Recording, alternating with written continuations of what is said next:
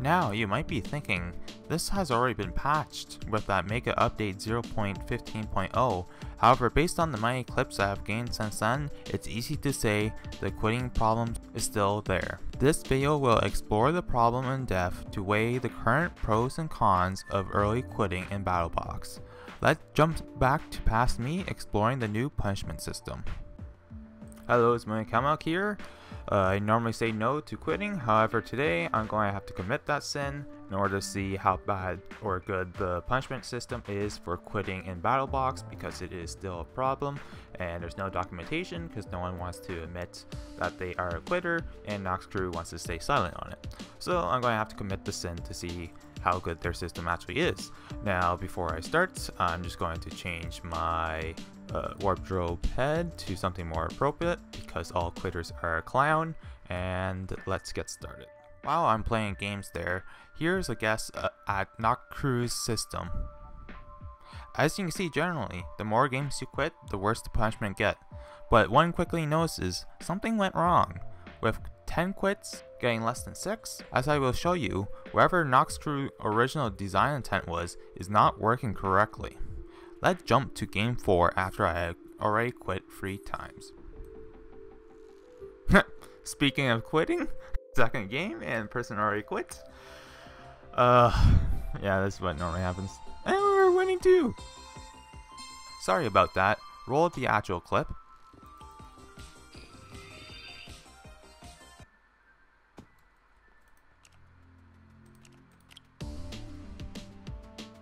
Q penalty. Okay, so the first Q penalty is 5 minutes, however I managed to bypass it. Bypass A. Now what happened here is the system doesn't trigger until the game you quit is over, since one could rejoin the game. So you're free to join another game, being the clock before it gets applied. Here's the actual math. Worst case is 3 rounds with 1 minute, free prep time before each round, adding 46 seconds, and an additional 28 seconds for kit selection. So in total, there is 4 minutes and 14 seconds gone of the 5-minute penalty, leaving you with only 46 seconds, which can easily be absorbed by the queue time or just checking the process of items like in Splinter's Workshop.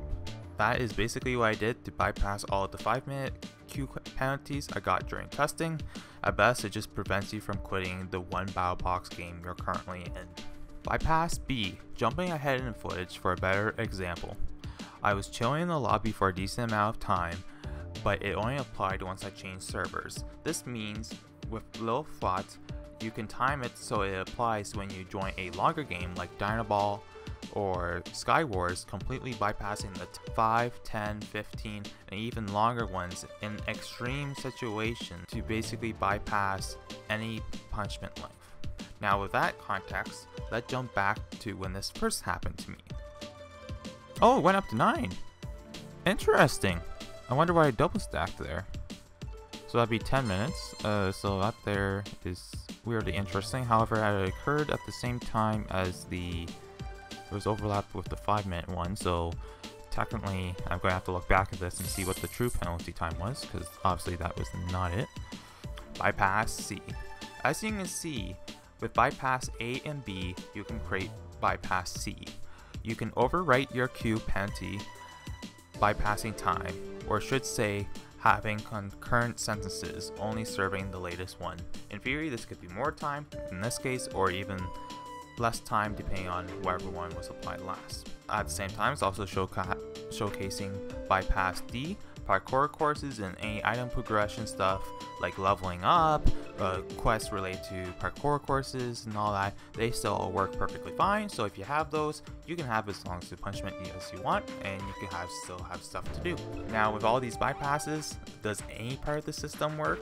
Well, the good news is at least when I wasn't in the game I got the penalty, I couldn't join any game. Additionally, I couldn't play in any parties nor in lobbies, so at least there's that working for it. Now with all that weirdness going on, what was my actual punishment? Did I actually save time during my test? Here is a quick summary of the 24 games, in case Noxcrew wants to cross-reference it with their coding they have right now. In this, I had a quit rate of 70.8%. The games where I didn't quit, that doesn't say bypassing, is where I made it to the third round without losing, which at that point, if you did rage quit on the third one, you're just requeuing like a normal player who died early. Now, simplifying that event log into a simple table, I was sentenced to 185 minutes, but actually I only did 136, while mindlessly just trying to join the next game as fast as possible without much thinking into trying to push the bypasses to its max. So the average quitter because of this bypasses 26% of what Noxcrew dishes out. Now I'm not done yet, because we also need to factor in the time remaining in the games I had quit, since that's also a time save. So basically, in my testing that I did there, I saved half an hour with my quitting style, which raises the bypassing all the way up to 41.6%. However, the way I decided to quit is actually not the worst case, because you can quit at the very start of the game. There's reasons for doing that, which I'll explain later on in the video. But anyways, for the worst case, that bypass rate increases all the way up to 65.1% of the punishment without doing much thinking on with the bypasses. Now, if you were thinking of the bypasses and you were willing to play other games, all of the queue time penalty is basically null, and it's actually a net positive to quit. Also, one could stop at the point where the yield goes down and just call it a day. Like for me, just went back to the lobby after that one and it's just an hour. Okay, well, that's the test that I'm doing for today. End up skipping that last punishment altogether, but I still include it in the calculations. Now that was a lot of an info dump, so I'm just going, this next section here should be short and sweet. Points of the reason why people quit. The first one is just unintentional one-off quits, like your game crashing, having poor internet, realizing the time you gotta go, or accidentally going AFK. Now Noxcrew addressed going AFK in the same update by kicking you out of the queue. However, with me playing, I still see 3 ways where people can still get into the games while being AFK. First one is if the player dies early in round 3, and it goes into the queue, and then it goes AFK because there's a fair amount of wait time for the game to finish. They're already in the queue, so they don't get kicked out, and then they get put into the next game AFK. And then another one is if the game ends and they get teleported to that last area there, the player moves in order to see the placements in that, and then they go AFK. That there would also put them into the next game AFK. The third one is just more general. If there's a low player count, the queue time in the main lobby or whatever could be long, and they might go AFK during that time too. Other quick ones, wrong kit, either you just forgot to select or 2 people took your kit. Wrong map, either it's a map that they hate, or if it's one like Foundry where quests are a thing and you can't complete range kills if there's no bows, which also merges into skill related stuff. So for example, for quests, they're still the top 2 team, win rounds, range kills, and kills in general, which your teammate could steal from you, preventing you from completing them. Additionally, there's the in-game leaderboards with rounds 1 and teams first. Additionally, there's speedrunning on speedrun.com, where there's about wins, like game wins and round wins, and also aces that also encourages rapid resetting. There's also badges, which there's quite a few that actually benefit from quitting, such as the Battle Box Expert Win, which is about winning rounds, and a bunch of multi-kill related ones like a regular ace, ace from afar, demolition, flawless, touchless, ultimate ace. Now for a bigger factor, Unbalanced Teams. This causes quitting at the start of the game, as a stacked team who can win all the games back to back constantly can essentially encourage others quitting because they're never going to actually win a game because of it. Quite often, this can be identified just by looking at the tab screen before the game begins. The easiest skilled players to spot are ranked players. Being ranked, it's not causation for skill, but it's correlated, because for ranks, in order to get them, you need to spend real money, and for a player who buys it, they must see enough value in the rank being worth it in order to buy it. So that means they quite often play more, and when you play more, you normally attain more skills. So when you can see ranks on all the other teams, but not yours, yeah, it's not looking so good for having a full team. The other group is parties. For a party to exist, the members of it must have to share some sort of connection in order to be together in the first place. Parties are always on the same team, meaning it completely bypasses any level of team balancing that random can generate. They can be identified by playing a game or two, because the same group would be always on the same team. So if you see the same players together multiple times in a row, it's kind of a giveaway, and it's easier to spot with a bigger party, aka a full team of 4. Now you combine them and you get ranked parties, which are even more stacked and are even more easier to spot, since the odds of having 3 ranked members on the same team is 2.9%, and having all ranks on one team is 0.22%. So you don't even need to play multiple games to try basically say, yeah, that's a party. One minor note with parties, the odd of a party member quitting is lower, but the odds of the entire party quitting is higher, because if one accidentally leaves, they all want to be together, so then they all leave. So that's the thing to keep in mind. Additionally, if one person quits on a team, the odds of that team winning goes down, which then encourages the rest of the team members to also leave. Now it's on to some big brain thinking for quitting, where the current point system can encourage it. So first, let's talk about the game passes. Despite Noxcrew removing the first place quest in order to combat early quitting, both game passes are still to place first individually, which is actually even harder than as a team. This is because, looking at the point system, for the player, they earn 120 points for winning a round, plus 45 points for every kill they get. This system means that in order to get first, you must kill more players than the rest of your team. So if a teammate is skilled or steal kills from you, congrats, you just encourage them to quit. It gets even worse when you compare points with other teams. Since there's a bunch of points combinations, I'll just keep it simple for comparison. So first of all, let's compare it to a team who won all 3 rounds, getting 360 points. So in order to win, if your team doesn't win any rounds, you have to kill 8 players, and then if you win 1, 6, 2, you need to kill 3, and in all these cases those numbers are still fairly high. So if the quitter knows that there's going to be a team who wins all 3 rounds, they're going to quit automatically. That, and also on top of these numbers, you have to think what I'm comparing it to is a team who wins all 3 rounds without getting a single kill. So in order to actually beat a realistic game, you have to match the highest number of kills that a member got on that winning team. So you need to add that on top of it. So if they get 4, the first one instead of 8 would actually need to get 12 kills in order to beat them. In that case, as you can see, for a team who wins all 3, a quitter's just going to quit immediately. A team who wins 2 rounds, which is 240 points, it is a bit better, needing 6 kills if your team doesn't win any rounds. You need to get 3 kills if you do win a round, or they don't need any kills if you manage to win 2 or 3. So quitters are not likely to quit if you win the 2 or 3 rounds. But then again, that thing of you need to add on the kill amount for that one, they're more likely to quit if they lose 2 rounds or all 3. Now, even expanding your brain even bigger, there's a possibility of getting your team placed first by the act of you quitting. Now you might be puzzled, or if you're one of those ones who faced a team of 1, you would go, oh yeah, that is possible. Basically, it stems from how points work when one leaves.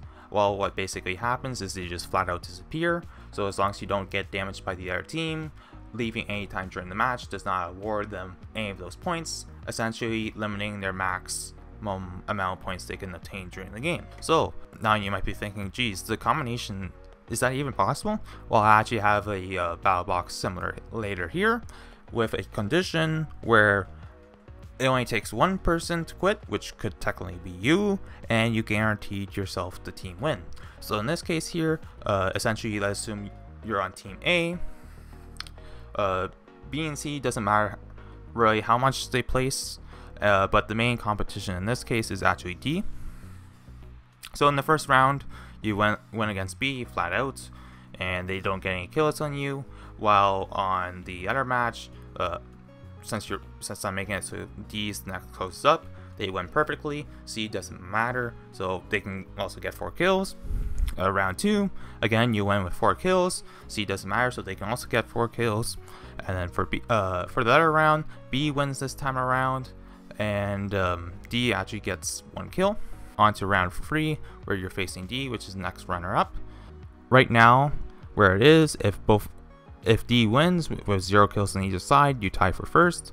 Even if they get 1 kill, you're still in first. 2 kills, you're still in first. 3 kills, you're still in first. It's only when they get 4 kills where you're no longer in first. However, they need to win, and they need to kill all of you. So since you're a team member, if you just leave, congrats, you guaranteed your team to be first. Now this is even more powerful if you kind of cooperate with others, and essentially if all of you know the strategy, you can essentially prevent the team from gaining 180 points just by leaving. Now this loophole here is actually made worse, incidentally, by Noxcrew with the update to address quitting, because they add the rejoin feature, which essentially expands this quitting strategy to essentially sabotage a team you don't like. Because all you have to do is, once you're in that round against them, quit, so they lose that 45 point potential, and then immediately rejoin, and you're back in at the next match. So there might be even bigger combinations where that could be useful. Now that's actually all the pros for quitting done, which is quite a lot. So let's look at the cons that actually discourage quitting. So first of all, there's that punishment system I mentioned at the start. That's not really working. The other one is the loss fraction XP, since it's actually only rewarded at the end of the game. So if you quit, you won't get that. There's one game quest, which is to complete X number of games. That there discourages it. There's also one badge, which is to play all rounds of a game. And then there's also the rare chance of the other team taking pity on you, seeing that you're the only one left on the team. And they'll give you an option of playing X and O's, or they'll try to do punching only, which is kind of hard to corroborate. And that's it for things preventing quitting. Now, based on these factors, you can probably see why early quitting in Battle Box still has its advantage. Now, not to end this video on doom and gloom, I created a list of recommendations to finally put this epidemic to an end. Fixes. Right now, I don't think there's any bad reason to leave one game of Battle Box and then immediately join another game of Battle Box. So with this, just replace that join queue button with a rejoin button. So if they want to play Battle Box, sure, let them, but it's going to be the same one. This alone will probably stop most quitters. Other one is obvious: patch the bypasses. So make the punishment update while the player remains on one instant and doesn't require the player to change servers. Additionally, make sentences consecutively and not concurrent, because that bypasses the overwriting itself thing. Limit the player of what they can do while they're in the queue penalty, because right now you can just bypass time with parkour warrior courses, crafting, XP meters, and all that progression kind of stuff. For the AFK issue that still kind of exists, you can play waiting music in the queue, so you can still hear it even if you have the game running in the background minimized, because that's probably what happens. And also sometimes the music, that countdown at 10, it doesn't apply, like it applies the first time, but if a person leaves, it doesn't apply again the second time until it gets down to 3, which is not that good. Other one is some sort of team balancing. So some metrics you could probably use to try is like trophies, badges, ranks, and other stuff to use as metrics. Other one is hiding identifiers of skilled players, because you can just look at tabs like, yeah, I'm not winning this game, I'm out of here. And also possibly obscuring the scoreboards, so they don't look at scoreboards like, yeah, I'm not winning this, goodbye. Other one is you have to make some change to Game Pass or the point system of individual scoring, because that one there is a big one. So some ideas there is actually doing kill assist, kind of like, I don't know, maybe tracking damage dealt. Other one could be hearts healed, so like if you're a person who actually likes using the healer class and you're not really a PvPer, you can still get awarded for essentially healing your team to prevent them from dying. Another one is to have some feature to essentially allow a partial team to have equal strength to a full team, or at least something extra for those who stick around in order to prevent that domino chain of essentially the whole team quitting. Additionally, you need to find some way to fairly award the points that disappeared by one quitting, because right now that can easily be abused. Another one is for speedrunning. All the speedrunning categories right now are for doing well. Quite often the games have kind of meme ones like def %, or you can add loose %, so you don't have to play well in order to go for a speedrun. Another one is for the in-game leaderboard. You can add one for games completed. Now, if you want to take some extreme measures, you can shun players who are currently under the queue penalty. I'm saying this because the updates to try to minimize quitting essentially created a shield for quitters, making it harder for regular players to call them out. Because if you ever see an early failure, you would see how hard and fast they'll get shunned for doing so. An example that I can think of is like give them a chicken outfit, since they are a chicken for not finishing the game and bailing out as soon as they see a scary sight, or even a more extreme one is to make use of that jail cell in the police station and call it a timeout. Special thanks to all those who helped me test certain systems. The Zenith for supplying a lobby for a safe testing environment, avoiding ruining the fun of those who are actually playing BattleBox. Oblivier, sorry for butchering names, for general testing, and also helping get the lobby up to 4 players to start. Darko Blade for essentially making me able to see in a third perspective of how quitting affects points, because I need 2 people to at least see that. And also, I'm sorry for all the players who have quit during their games. I have sent a message during that game saying I'm sorry, so I hope that pain would save greater pain in the future by addressing the current exploits in the system. Mooing Cat Milk, signing off.